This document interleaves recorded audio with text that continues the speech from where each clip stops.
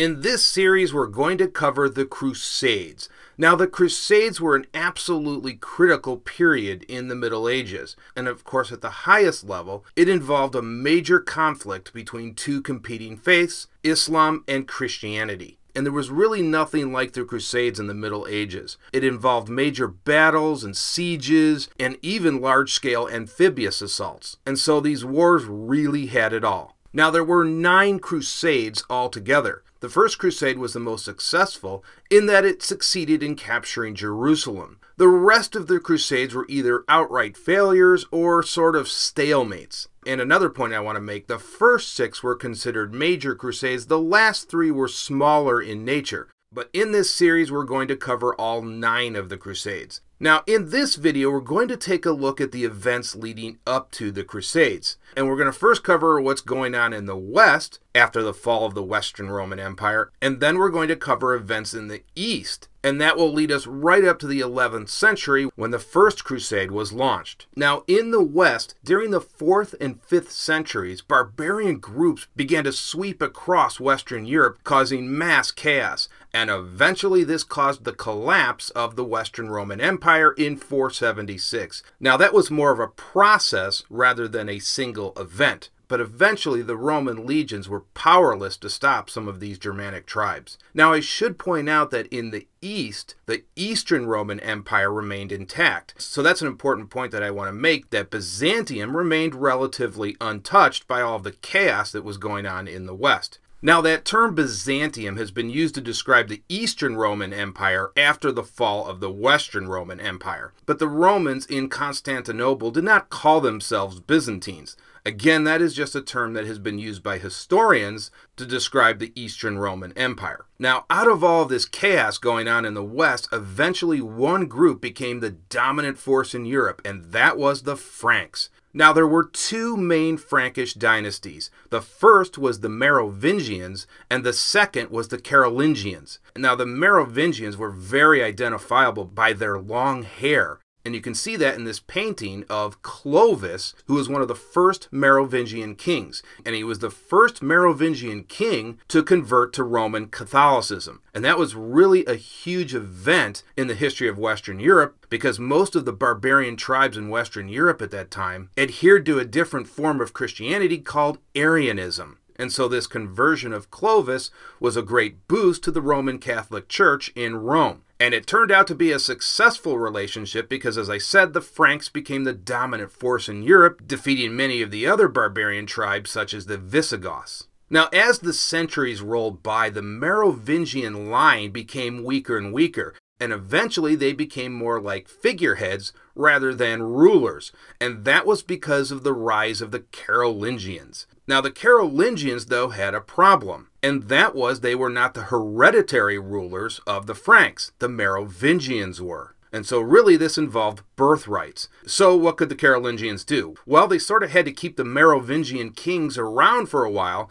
even though the Carolingians were the real power. But eventually an opportunity arose for the Carolingians. The Pope in Rome in the 8th century was under threat from the Lombards. And so the mayor of the palace at that time, who was Pepin, and by the way, initially that's what the Carolingian rulers were called, the mayor of the palace, because they couldn't take that title of king. Now back to Italy. As I said, the Lombards were ripping through Italy, and the Pope needed help because the Lombards were not Roman Catholics. And so Pepin offered to drive the Lombards out of Italy if in return the Pope would crown him King of the Franks. And the Pope, with nothing really to lose at this point, accepted. And so Pepin marched his forces into Italy, where he defeated the Lombards, and as a result, he was crowned King of the Franks in 752 AD. And so that was it for the Merovingians, and I believe the last Merovingian king was actually sent to a monastery. By the way, that happened a lot in those days. If you were deposed, you were either sent to a monastery or a convent. In any event, Pepin was now the king of the Franks.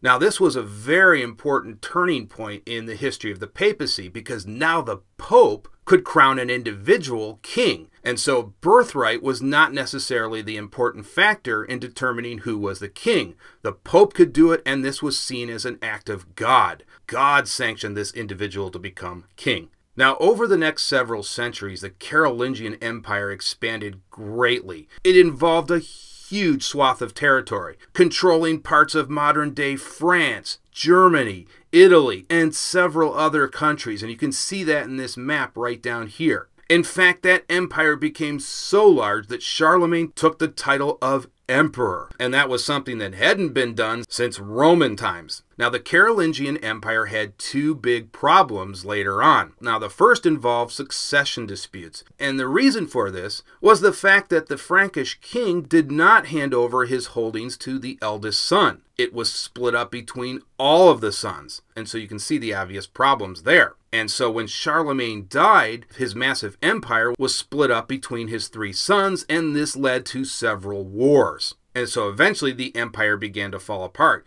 But a new problem emerged in the north, and that was the Vikings. And they ripped through the Frankish Empire, destroying several cities, including Paris. And so Europe descended into chaos yet again. And so there was another collapse of central authority. And so with that, a new system began to emerge called feudalism. And feudalism arrived mainly as a response to the Viking threats and the lack of central authority. And by the time the Crusades started in the 11th century, feudalism was the main political entity during the Crusades. And it was also the beginnings of the medieval knight. Now, what is feudalism? Well, at a simple level, it is a military arrangement. And so basically it works in this way. Imagine you are a noble, and you have all these knights in these various areas, and you need their loyalty. You approach these knights and offer them land in return for their loyalty. And so they will agree to fight for you if you call upon them.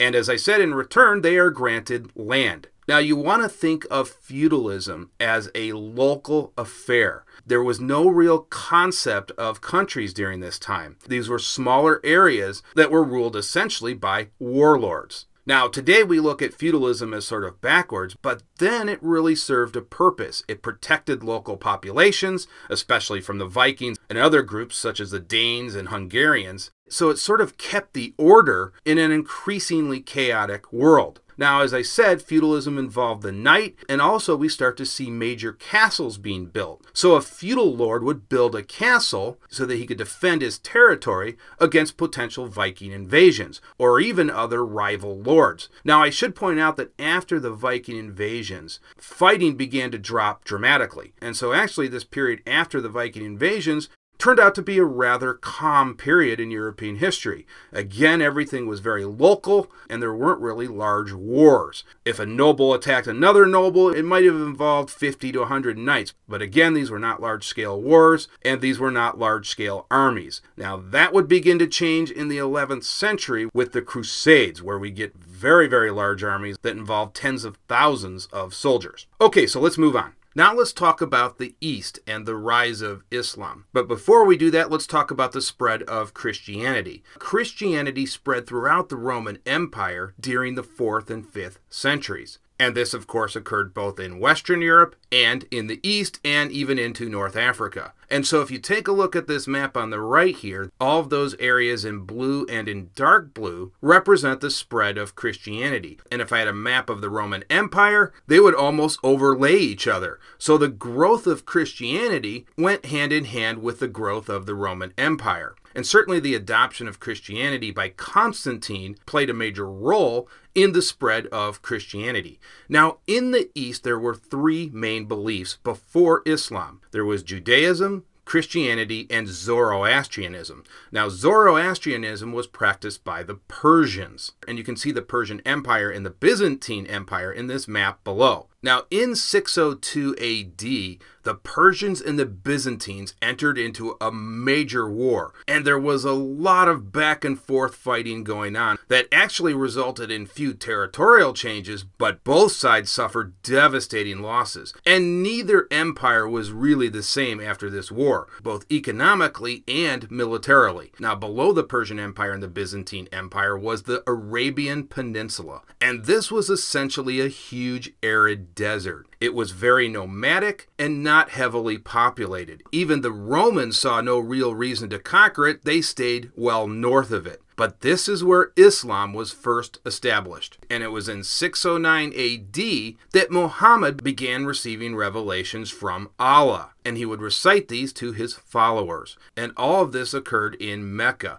Now, in 622 AD, Muhammad was forced to flee Mecca, and he headed to the other major city in Saudi Arabia, which was Medina. There weren't a lot of cities in the Arabian Peninsula. In fact, Mecca and Medina were really the only major cities of note. And so, as I said, Muhammad left Mecca for Medina. Now, the main reason was that the authorities in Mecca began to fear the growth of Islam. And so Muhammad feared for his life. And so, as I said, he left for Medina. Now, Medina was an increasingly lawless city. And so they actually welcomed Muhammad. And they asked him to take over the city, which Muhammad agreed under one condition, that the people of Medina convert to Islam and agree to live under Islamic law. And the people of Medina accepted, and so Muhammad became the leader of Medina. And so this was very important because Islam was no longer just a religious entity, it was a political one as well. Now, predictably, Mecca and Medina went to war, and whoever won this war would likely rule the entire Arabian Peninsula. And after 8 years of battle, Medina was victorious, and with that, it took just 2 more years for Islam to unite the entire Arabian Peninsula. And you can see that growth in dark purple on this map right here. Now, Muhammad died in 632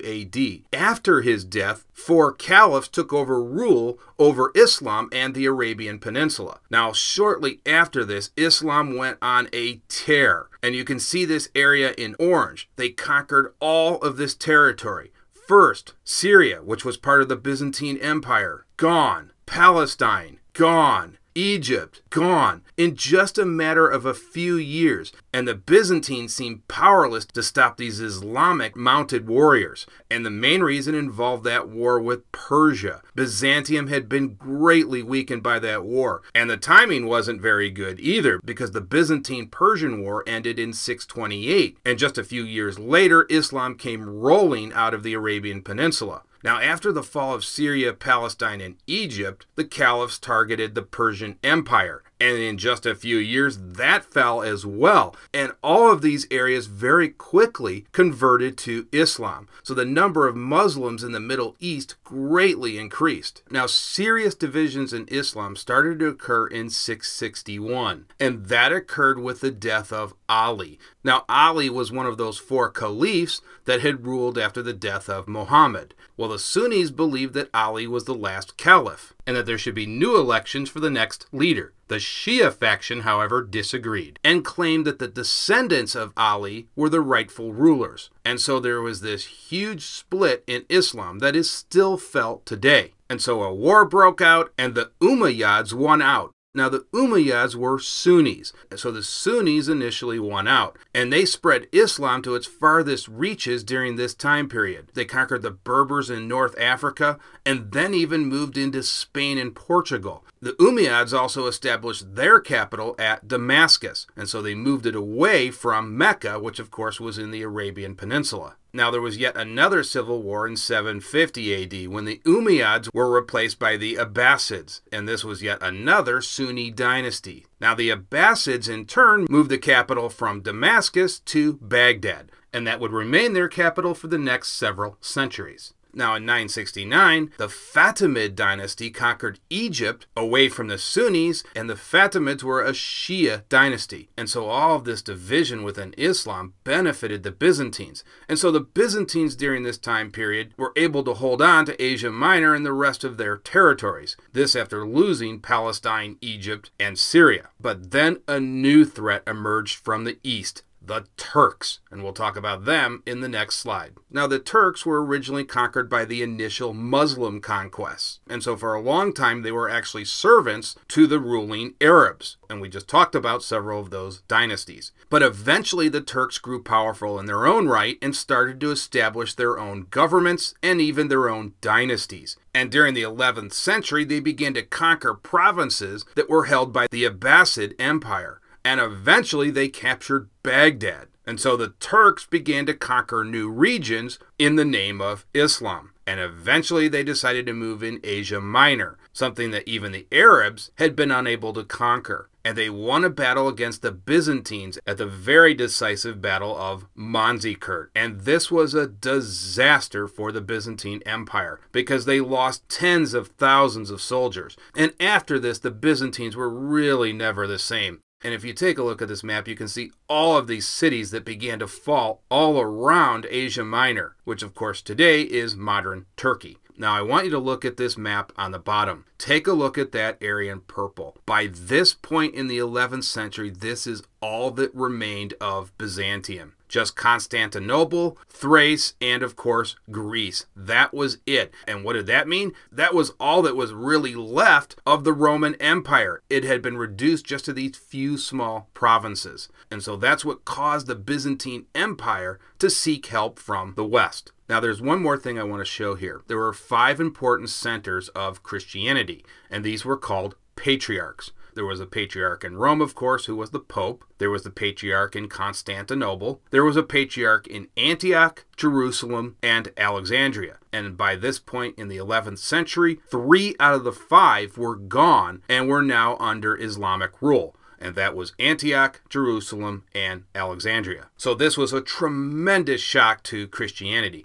And by this point, Christianity had lost almost 75% of their territory. Can you imagine that? That was the Islamic tidal wave that was sweeping across the known world. And there was the real fear at this point that it might just sweep right across Western Europe. And so that was on the minds of a lot of Christians during this time period. Now let's talk about the Pope and his relationship with Byzantium, as well as the growth of the papacy. Now, the 2 main objectives for the Pope and the rest of Western Europe was the recapture of Jerusalem, as well as the recovery of the true cross. Now, the true cross was the actual wooden cross that Christ had been crucified on. So that was a huge objective for Western Europe. Now, we talked about the 5 patriarchs of Christendom: Alexandria, Jerusalem, Antioch, Rome, and Byzantium. The Pope believed he had authority over all of these areas. And the reason he claimed this special authority was the fact that he was considered to be the direct successor from St. Peter. And as a result, the Pope in Rome claimed authority over all Christians, whether Catholic or Orthodox. This was rejected by the Patriarch in Byzantium, and this eventually resulted in what is called the Schism. And that occurred in 1054, so about 40 years before the Crusades started. And it was that divide between Rome and Byzantium that had a major impact on the success of the Crusades, and we'll talk about that in future lectures. Now, during the early Middle Ages, the Pope was very, very weak, but over time his power began to increase. Now, what was a major aspect to the Pope's power? That involved the election and confirmation of bishops. And the Pope wanted final approval over all bishops, because if you control the bishops, you control the cities around Europe and everywhere else. Initially, the appointment of bishops was mostly controlled by the secular lords of Europe. With the rise of papal power in the 11th century, the Pope began to assert his rights to approve or disapprove of bishops. Also, the papacy wanted cardinals to elect the next pope, not the secular lords and kings of Europe. By the late 11th century, the Pope had acquired most of these powers, and so the Pope's power grew immensely, enough that he could call on all of Europe to embark on a major crusade to recapture the Holy Land. Now, each crusader took a solemn oath before they went on their crusade, and that was an oath directly to God. And you often made your oath in the church. And in the church, you would make your oath on a particular relic. Also, your armor and weapons were laid upon the altar to receive a holy blessing. Now, there was also the promise of absolution. That is, if crusaders finished their vows, they would be absolved of all of their sins. And that was very important because knights committed a lot of sins. They were, after all, professional soldiers. And so by crusading in the name of God, they had a chance to absolve all of their sins, and this meant they wouldn't be sent to hell, where they would be tortured by all of these demons. Now, who enforced the vow? Well, it was the Pope.